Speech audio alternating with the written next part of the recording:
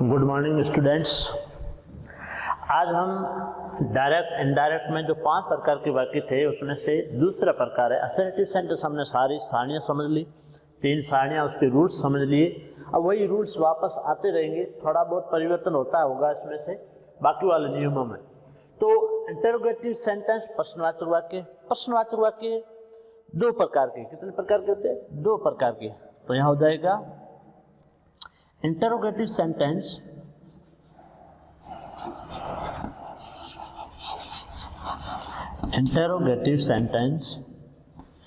प्रश्नवाचक वाक्य 2 प्रकार के होते हैं। 2 प्रकार के होते हैं। 2 प्रकार के होते हैं। 2 प्रकार के होते हैं। अब 2 प्रकार कौन से होते हैं? नंबर 1, यहाँ से ये इंटरोगेटिव सेंटेंस 2 प्रकार के कौन से हो जाएंगे? एक नंबर 1 हेल्पिंग वर्ब से शुरू होने वाले, हेल्पिंग वर्ब से शुरू होने वाले, और नंबर 2 WH से शुरू होने वाले, WH से शुरू होने वाले। इंटरोगेटिव सेंटेंस 2 प्रकार के होते हैं। 2 प्रकार कौन से होते हैं? एक हेल्पिंग वर्ब से शुरू होने वाले और दूसरे होते हैं WH से शुरू होने वाले। तो हेल्पिंग वर्ब से शुरू होने वाले, तो हेल्पिंग वर्ब कितनी होती है? 24। कितनी होती है? 24 होती है। अब इसको थोड़ा सा विस्तृत अपन समझ लेते हैं कि WH में कौन से वर्ड्स आते हैं और हेल्पिंग वर्ब में, ताकि आपको सेंटेंस को पहचान करने में दिक्कत नहीं हो, क्योंकि हेल्पिंग वर्ब और WH से थोड़ा सा डिफरेंस है।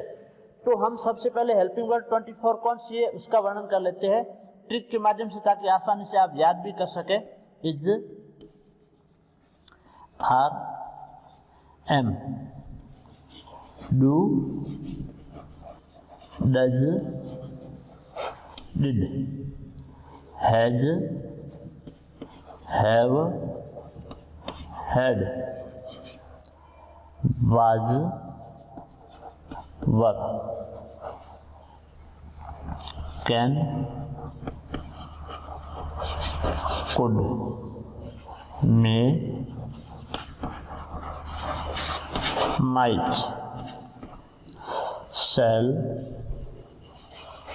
should, will, would, must, used to, ought to, dare not, need not। ये हेल्पिंग वर्ब, अगर इसको अपन डिवाइड कर लें तो यहाँ से लगा के और ये वाज वर्ब तक, और ये यहाँ से लगा के और यहाँ तक, ये 11 मेन हेल्पिंग वर्ब होती है, और ये 13 है वो मॉडल्स। 13 क्या है? मॉडल्स। जब विशेष अर्थ निकलते हैं तब ये मॉडल कहलाते हैं, अन्यथा ये helping verb.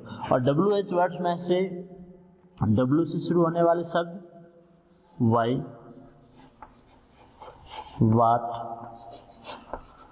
When, which, where, who, whom, whose,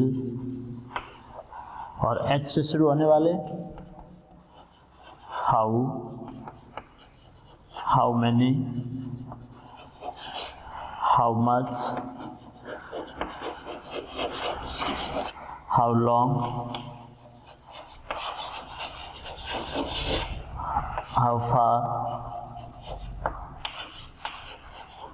how distance,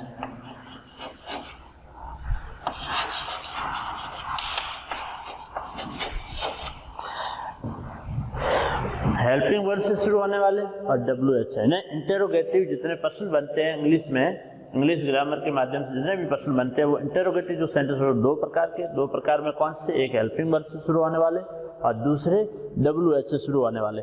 तो हेल्पिंग वर्ब से शुरू होने वाले, तो हेल्पिंग वर्ब कितनी है? 24। 3 के ग्रुप ये बना दिए गए, 3 लाइनें याद कर लीजिए। ये एक ट्रिक है याद करने का। 3 लाइनें ऐसी जिसमें 3 है, कौन से? Is, are, am, do, does, did, has, have, had. और एक लाइन सिर्फ है जिसमें क्या है, वाज और वर। ये एक ट्रिक होगी। दूसरा है कि 4 ऐसे वर्ड्स है जिसकी सेकंड फॉर्म बनती, कैसे, कैन की सेकंड फॉर्म कुड, मे की सेकंड फॉर्म माइट, शैल की सेकंड फॉर्म शुड और विल की सेकंड फॉर्म वुड। इस तरह से याद हो जाएगी। और एक और है इसके बीच में, वो है मस्ट, एक लाइन। और उसके बाद में 2 तो ऐसी जिसके पीछे क्या लग रहा है, टू। यूं याद कर लीजिए, 2 तो ऐसी जिसके पीछे टू लग रहा है, यूज टू, ऑट टू। और 2 ऐसी है जिसके पीछे क्या लगता है, अमूमन नॉट लगता है। वो 2 कौन सी है, एक डेयर नॉट और नीड नॉट। ये 13 और ये 11, टोटल कितनी होगी, 24 हेल्पिंग वर्ब। अगर इसमें से कोई प्रश्न आपका शुरू हो रहा है, अगर आपका सेंटेंस इससे शुरू हो रहा है, तो इसका मतलब वो इंटेरोगेटिव, अंत में क्वेश्चन मार्क लगा हुआ हो और इनमें से कोई सेंटेंस शुरू हो रहा है, तो वो सेंटेंस आपका हेल्पिंग वर्ब से शुरू होने वाला होगा। यानी इंटेरोगेटिव होगा तो क्वेश्चन मार्क तो लगेगा, दोनों में लगेगा, WH में भी क्वेश्चन मार्क लगेगा, इसमें भी क्वेश्चन मार्क लगेगा। लेकिन हमें कैसे पता चलेगा कि ये हेल्पिंग वर्ब वाला है या WH वाला? तो हेल्पिंग वर्ब मैंने लिखवा दी 24। अगर इनमें से कोई सेंटेंस आपका शुरू हो रहा है, यानी अंत में क्वेश्चन मार्क हो और इनमें से अगर शुरू हो रहा है, तो वो सेंटेंस होंगे हेल्पिंग वर्ब से शुरू होने वाले। और दूसरे, अंत में क्वेश्चन मार्क लगा हुआ हो, क्या लगा हुआ हो, क्वेश्चन मार्क लगा हुआ होगा इंटरोगेटिव में। और WH का मतलब होता है या तो W से शुरू होने वाले और या फिर H से शुरू होने वाले। इसका मतलब ये नहीं है कि WH का मतलब होता है ये सारे WH से शुरू हो रहे, नहीं।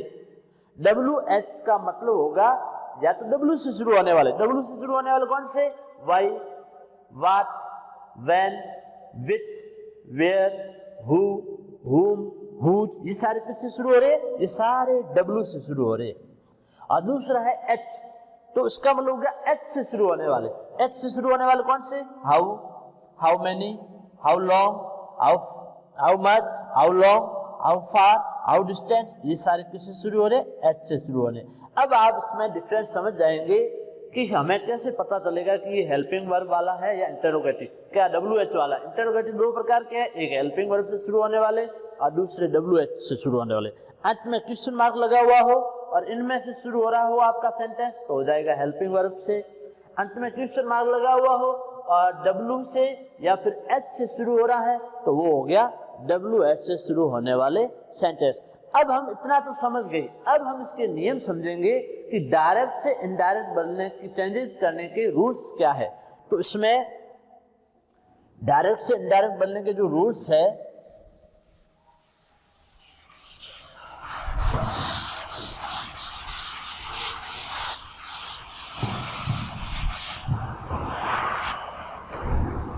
रूल नंबर फर्स्ट में इंटरोगेटिव सेंटेंस को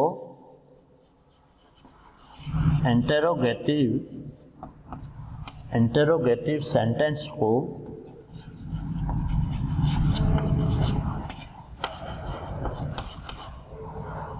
इनडायरेक्ट बनाते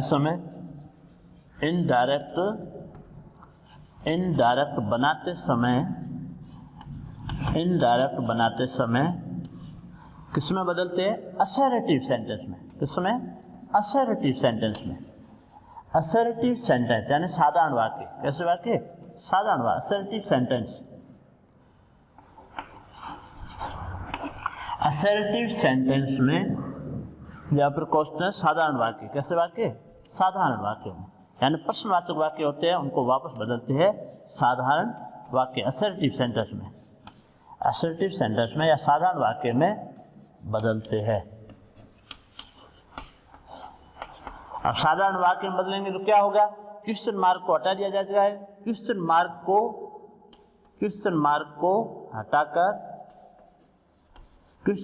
को हटाकर फुल स्टॉप, क्या लगाते हैं, फुल स्टॉप।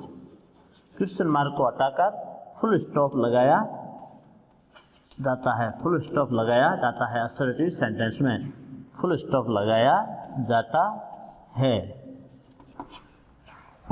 यानी इंटरोगेटिव सेंटेंस होता है, उसको इनडायरेक्ट बनाते समय असर्टिव सेंटेंस में बदल लेते हैं, साधारण वाक्य में बदल लेते हैं। और साधारण वाक्य में क्या होता है, क्वेश्चन मार्क को हटा करके फुल स्टॉप लगाया जाता है। अंत में जो क्वेश्चन मार्क होता है उसको हटा दिया जाता है इनडायरेक्ट बनाते समय, और क्या लगा दिया जाता है असर्टिव में, फुल स्टॉप लगाया जाता है। एक रूल्स।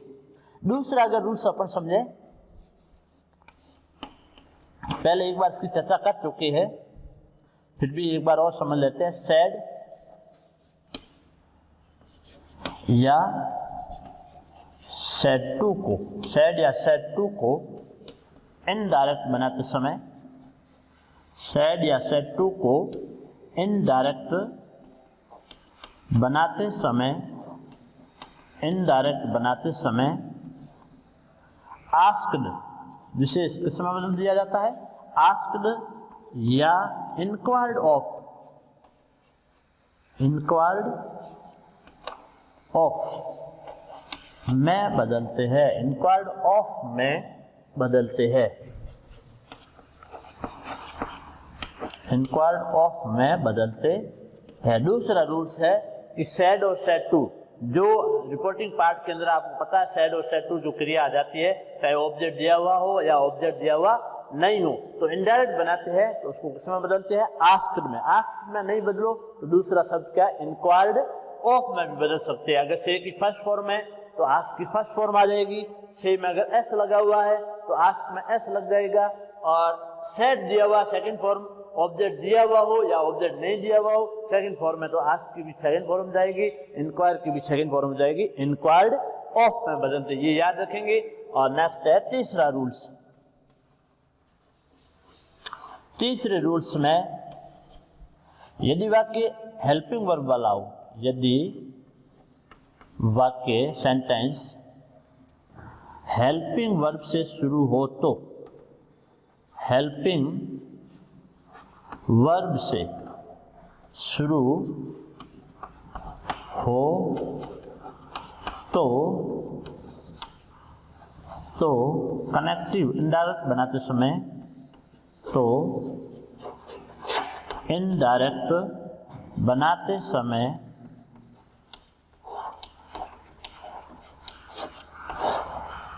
इफ या वेदर, इफ या वेदर कनेक्टिव का प्रयोग करते हैं, वेदर कनेक्टिव, इफ या वेदर, इफ या वेदर कनेक्टिव का प्रयोग, वेदर कनेक्टिव, कनेक्टिव का प्रयोग, कनेक्टिव का प्रयोग तथा वाक्य WH से हो, WH से शुरू हो तो, WH से शुरू हो तो WH का WH ही कनेक्टिव लगाया जाता है, कनेक्टिव बनाया जाता है, कनेक्टिव लगाया, WH ही कनेक्टिव लगाया जाता है।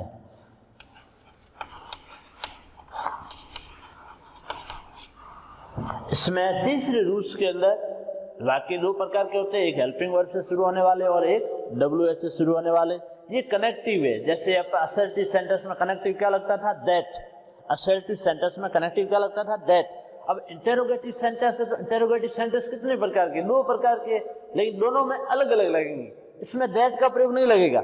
दो वाक्यों को जोड़ने के लिए, रिपोर्टिंग पार्ट और रिपोर्टेड पार्ट को जोड़ने के लिए जो कनेक्ट करेंगे, तो वहां पर अब इंटेरोगेटिव में दैट का प्रयोग नहीं करेंगे, तो किसका प्रयोग करेंगे। अब वाक्य दो है, हेल्पिंग वर्ब वाला भी है और WH वाला भी है। तो हेल्पिंग वर्ब से अगर इंटेरोगेटिव सेंटेंस शुरू हो रहा है, तो हेल्पिंग वर्ब से अगर शुरू हो रहा है तो इनडायरेक्ट बनाते समय कनेक्टिव क्या लगेंगे, इफ या फिर वेदर। इन दोनों में से कोई एक लगाएंगे, इफ भी लगा सकते हो और वेदर भी लगा सकते हो कनेक्टिव। यानी हेल्पिंग वर्ब से शुरू हो रहा है तो इसमें क्या लगेगा कनेक्टिव, इफ या वेदर, इफ या वेदर, दोनों में से कोई एक। और यदि वाक्य आपका WH से शुरू हो रहा है और वाक्य WH से शुरू हो रहा है तो WH का वापस क्या आएगा, WH ही कनेक्टिव लगेगा। इसमें न तो इफ लगेगा, न वेदर लगेगा, न दैट लगेगा। किसी प्रकार का कोई शब्द नहीं, जो WH शब्द दिया हुआ है, वाट दिया हुआ है तो वाट का वाट, वाई है तो वाई, हाउ है तो हाउ मेनी स्टूडेंट्स है तो how many students, how time how much है तो हाउ मच, और वेयर है तो वेयर। तो WH में क्या होता है, WH का WH ही कनेक्टिव आएगा, उसमें न इफ आएगा, न वेदर आएगा और न दैट आएगा। यानी इंटरोगेटिव सेंटेंस के अंदर कनेक्टिव दैट तो आता ही नहीं है, बिल्कुल नहीं आता है। तो क्या आता है, इंटरोगेटिव में 3 याद रख लो, या तो इफ या वेदर और या WH। अब इफ और वेदर कनेक्टिव किसमें आता है, हेल्पिंग वर्ब से शुरू हो रहा हो सेंटेंस। हेल्पिंग वर्ब मैंने आपको बताई 24 है, आप पहचान जाएंगे कि ये सेंटेंस हेल्पिंग वर्ब से हो रहा है, तो जोड़ने के लिए कनेक्टिव क्या लगाओगे, इफ या वेदर। और WH वाले मैंने सब लिखवाए थे, अगर इससे सेंटेंस शुरू हो रहा है तो आप इफ और वेदर नहीं लगाओगे, दैट भी नहीं लगाओगे, और WH का वापस WH ही लगाओगे। तो ये 3 रूल्स है, वो इंपॉर्टेंट है, आपको याद रखने हैं। पहला रूल्स दोबारा समझ लीजिए, इंटरोगेटिव सेंटेंस को इनडायरेक्ट बनाते समय असर्टिव सेंटेंस में बदलते हैं साधारण वाक्य में, और साधारण वाक्य में क्या होगा, क्वेश्चन मार्क को हटा करके फुल स्टॉप लगाया जाता है। दूसरा रूल्स है, सेड और सेड टू को किसमें बदलेंगे, सेड और सेड टू को इनडायरेक्ट बनाते समय या तो बदलेंगे आस्क्ड में, और आस्क्ड में नहीं बदलते हो तो इंक्वायर्ड ऑफ में बदल दिया जाता है। और तीसरा रूल्स है, यदि आपका सेंटेंस हेल्पिंग वर्ब से शुरू हो रहा है, किससे शुरू हो रहा है, हेल्पिंग वर्ब से शुरू हो रहा है, तो इनडायरेक्ट बनाते समय आप कनेक्टिव क्या लगाओगे, इफ या वेदर, दैट नहीं लगाओगे, इफ या वेदर कनेक्टिव का प्रयोग किया जाता है। और यदि वाक्य आपका WH से शुरू हो रहा है, किससे शुरू हो रहा है, WH से शुरू हो रहा है, तो WH का वापस WH ही कनेक्टिव आएगा। WH वाले कनेक्टिव में आप इफ और वेदर का प्रयोग नहीं करेंगे, उसमें सिर्फ क्या आएगा, जो WH शब्द दिया हुआ वही आपका कनेक्टिव बनेगा दोनों सेंटेंसों को जोड़ने के लिए। अब हम सबसे पहले कौन सा करेंगे, 2 भाग है, एक तो हेल्पिंग वर्ब से शुरू होने वाला और दूसरा है WH से शुरू होने वाला। तो हम सबसे पहले हेल्पिंग वर्ब से शुरू होने वाला वाक्य को करेंगे, हेल्पिंग वर्ब से शुरू होने वाले वाक्य, और उसके बाद में करेंगे WH से शुरू होने वाले वाक्य। तो सबसे पहले है हेल्पिंग वर्ब से शुरू होने वाले वाक्य। तो उदाहरण के माध्यम से सीधा समझेंगे, रूल्स अपन ने समझ लिए थे। जैसे सेंटेंस के माध्यम से देखिए, he said to him do you know my name, do you know my name. इसमें सबसे पहले ये ध्यान देना, सेंटेंस है कॉमा, इन्वर्टेड कॉमा डायरेक्ट में दिया हुआ, डायरेक्ट में दिया हुआ, ये तो आपको पता चल गया। डायरेक्ट में पता लगने के बाद सबसे पहले पता लगाओगे कि सेंटेंस किस प्रकार का, असर्टिव, इंटरोगेटिव, इंपेरेटिव, ऑप्टेटिव है, एक्सक्लेमेटरी। तो इसमें सबसे अंत में क्या दिया हुआ है, क्वेश्चन मार्क दिया हुआ है। क्या दिया हुआ है, क्वेश्चन मार्क। क्वेश्चन मार्क दिया हुआ है, इसका मतलब सेंटेंस कैसा है, इंटरोगेटिव सेंटेंस है। इसमें ये तो आप अच्छी तरह से जानते हैं कि क्वेश्चन मार्क आने पर सेंटेंस इंटरोगेटिव होता है। अब इंटरोगेटिव सेंटेंस कितने प्रकार के होते हैं, 2 प्रकार के होते हैं। कौन से 2 प्रकार के होते हैं, एक हेल्पिंग वर्ब से शुरू होने वाले और दूसरे होते हैं WH से शुरू होने वाले। तो ये सेंटेंस कौन सा है, हेल्पिंग वर्ब वाला है या WH वाला। तो इसमें हम क्या करेंगे, ये जो सेंटेंस इंटरोगेटिव सेंटेंस है, ये शुरू किससे हो रहा है, शुरू यहाँ से हो रहा है। ये पहला रिपोर्टिंग पार्ट है, और ये रिपोर्टेड पार्ट है जो शुरू हो रहा है, वहां से हमें पता लग जाएगा कि ये शुरू किससे हो रहा है।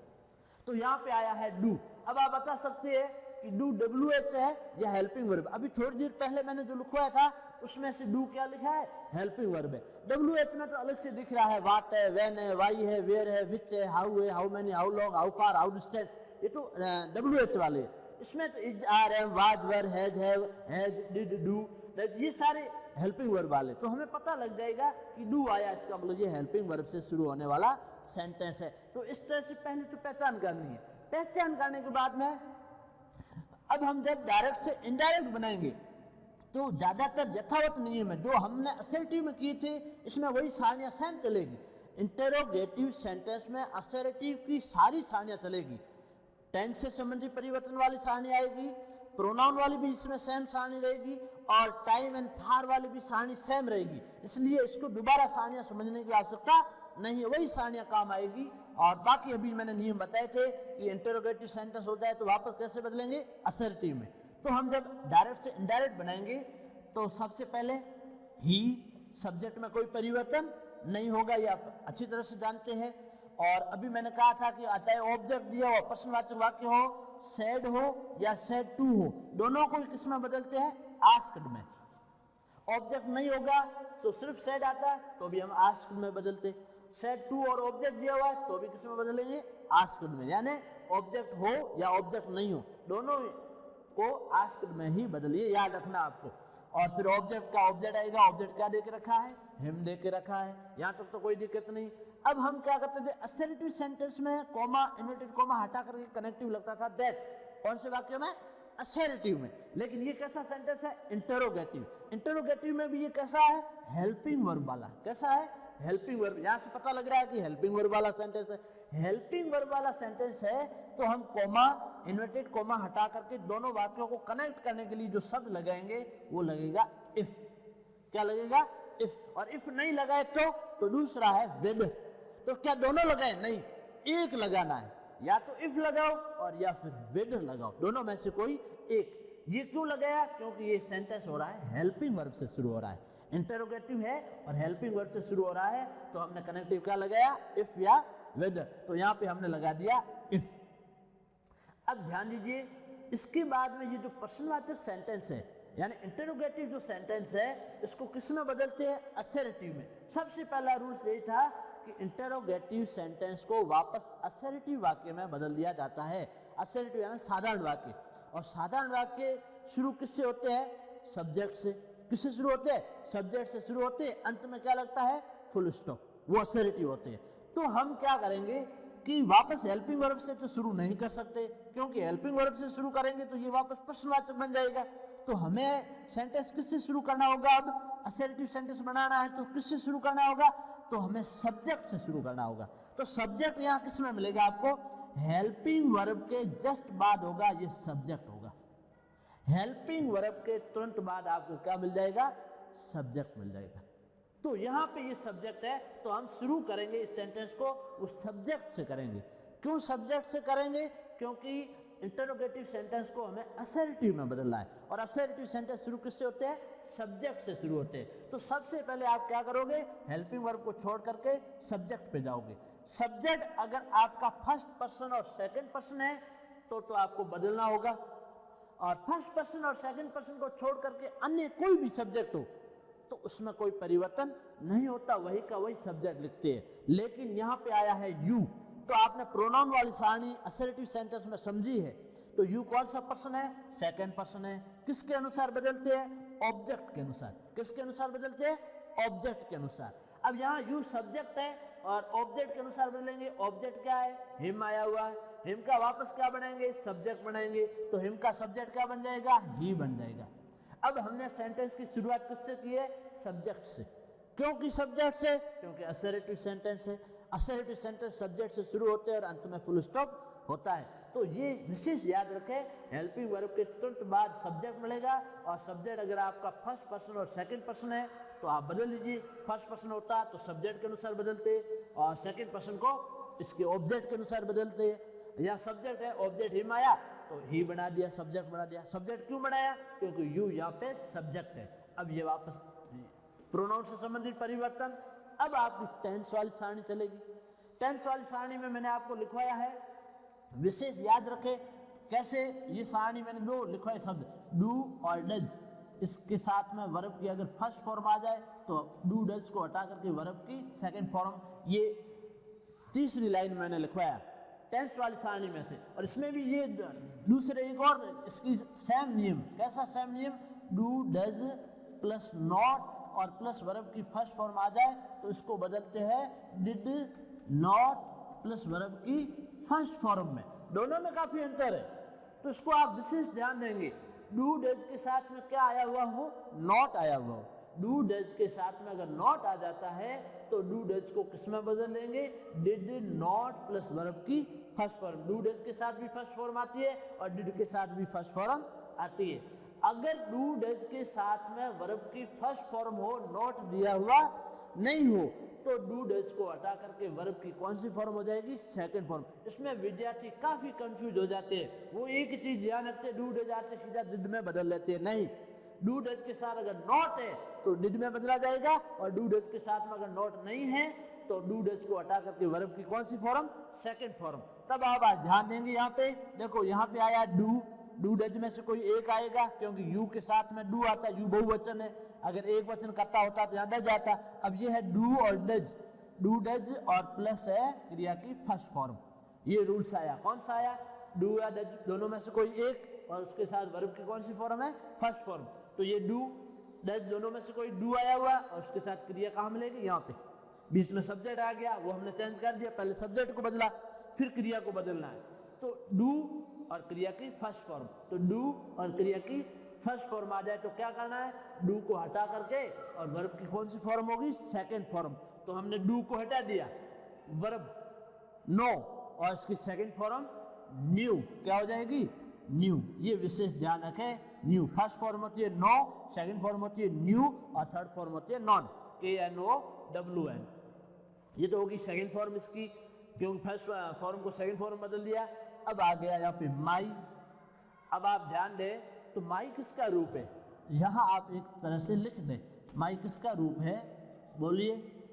प्रोनाउन वाली सारणी में आपने देखा होगा, प्रोनाउन वाली सारणी में आपने देखा होगा माई किसका रूप है? पॉसेसिव रूप है आई का। प्रोनाउन सब्जेक्ट है, प्रोनाउन वाली सारणी में आई है, वो प्रोनाउन सब्जेक्ट है और इसका पॉसेसिव रूप क्या बनता है? माई। तो माई फर्स्ट पर्सन है। कौन सा पर्सन है? फर्स्ट पर्सन है। आई फर्स्ट पर्सन है तो आई के सारे रूप फर्स्ट पर्सन होंगे। तो फर्स्ट पर्सन को किसके अनुसार बदलते हैं? सब्जेक्ट के अनुसार। किसके अनुसार बदलते हैं? सब्जेक्ट के अनुसार।